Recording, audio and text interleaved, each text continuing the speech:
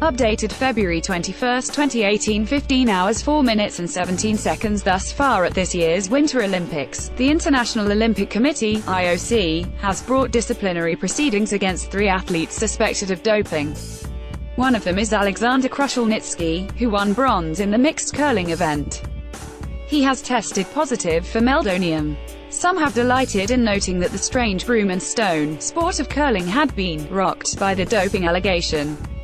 It has also raised memories of Russian tennis player Maria Sharapova, who was banned for 15 months after testing positive to meldonium in 2016. Krushelnitsky is also Russian, though technically competing in Pyeongchang as an Olympic athlete from Russia, or this is the term the IOC has given to the 160 or so Russian athletes deemed eligible to compete despite the continuing suspension of the Russian Olympic Committee over doping allegations at the 2014 Sochi Winter Olympics.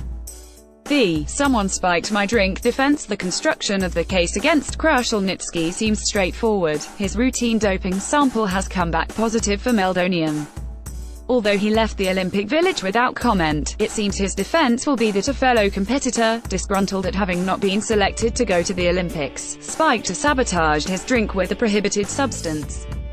The burden of proof with this defense will be on Krushelnitsky.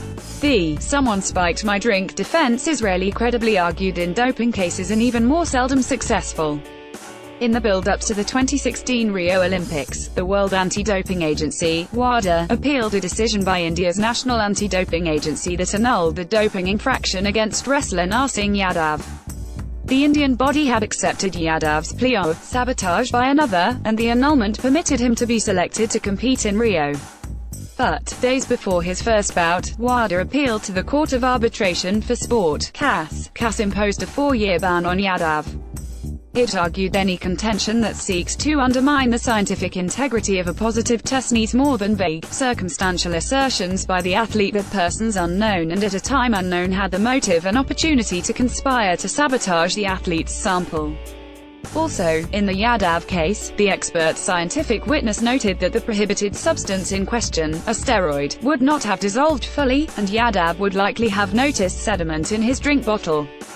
Cocaine drink bottles and steroid sabotage. Although the Yadav case gives an insight into the difficulties Krushelnitsky's defense will face, athletes have, on occasion, mounted successful sabotage defenses. The most celebrated example at CAS was that of Belgian judoka Charlene Van Snick. She tested positive for cocaine at the 2013 World Championships and faced a 2-year ban, but claimed that someone must have sabotaged her drink bottle with a substance. At CAS, she provided detailed toxicology reports showing she was not a habitual user of the drug. This evidence, combined with the spiked bottles testing results, was enough to clear her of wrongdoing. The only other example of the spiking defense being successful is where the athlete has specific evidence against another person, usually a rival or disaffected member of that athlete's entourage, who had the motive and access to carry out the act. A very recent example of this occurred last month. One of Japan's top sprint canoeists, 32-year-old Yasuhiro Suzuki, was banned for 8 years for spiking a younger rival's drink with an anabolic steroid. The rivalry between the two had, by all accounts, intensified as their preparations for the 2020 Tokyo Olympics began in earnest. Why would a curler want to dope? Returning to Krushelnitsky, many will probably roll their eyes at his purported defense and dismiss it as just another Russian excuse. Nevertheless, there is something odd about the circumstances. All those on the AW team would have known they would be subject to enhanced testing in the immediate weeks prior to, and during, the Olympics. And Krushelnitsky was, it seems, independently tested at the end of January at a training camp in Japan before his departure to Pyeongchang. The results were negative. All participants would also have been acutely aware that they were part of a sophisticated political choreography between Russia and the IOC, which it is claimed may even have resulted in athletes entering the closing ceremony under the Russian flag and in the national uniform. Krushelnitsky's positive test now puts pressure on the IOC not to allow this. And the closing ceremony in Pyeongchang was an opportunity for Russia to draw a line under the past 4 years of doping allegations, in a year when it hosts another big sporting event, the FIFA World Cup. A more immediate question is why an athlete might take a substance such as meldonium. It is widely used for treating different heart and vascular diseases and helps improve circulation, particularly in the brain.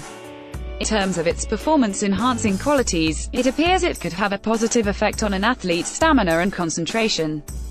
Although the immediate reaction of many was to treat doping in curling as a joke, the pressurized nature of an Olympics and the demands it makes on athletes, both physically and mentally, could, presumably, tempt someone to use meldonium.